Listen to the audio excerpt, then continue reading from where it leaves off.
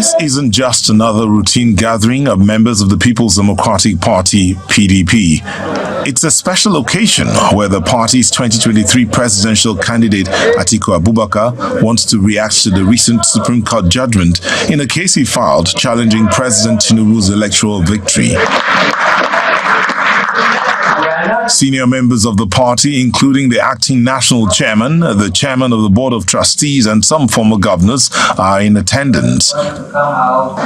We may be disappointed, but one thing I want to reiterate here is that we are not deterred.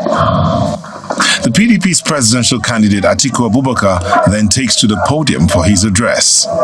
He outlines what he believes could be the implications of the judgment on future elections in Nigeria. The judgments of the PEPC and the Supreme Court have far-reaching grave implications, including the following. One is the erosion of trust in the electoral system and our democracy. When people lose trust and confidence in elections, democracy is practically on life support. The other grave implication is that contestants in Nigeria's election should do whatever is necessary to be declared winner. That includes identity theft, impersonation, forging of educational and other documents, perjury, and violence.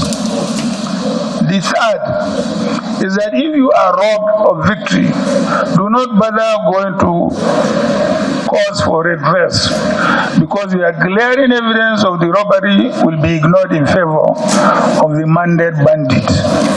However, the former vice president is not silent on his next line of action. As for me and my party, this phase of work is done. However, I'm not going to go away. If you think I'm going to go away, forget about it.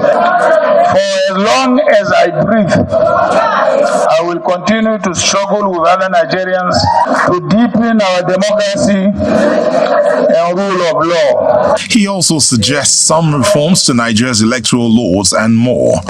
We can urgently make constitutional amendments, and I'm happy members of the National Assembly are here, that will prevent any court or tribunal from hiding behind technicalities and legal sophistry to affirm electoral haste and undermine the will of the people. We must make electronic voting and collation of results mandatory. We must provide that all litigation arising from a disputed elections must be concluded before inauguration of a winner. Other recommendations are mandatory electronic voting and collation of results, conclude all electoral litigations before inaugurating a winner, as well as require a presidential candidate to secure 50% plus one of all valid votes cast or conduct a runoff for the two leading candidates. The Supreme Court's verdict on October the 26, 2023 has sparked numerous responses from both the ruling party and the opposition parties. For the PDP presidential candidate, this judgment marks a chapter in his political career, but by no means signifies its conclusion.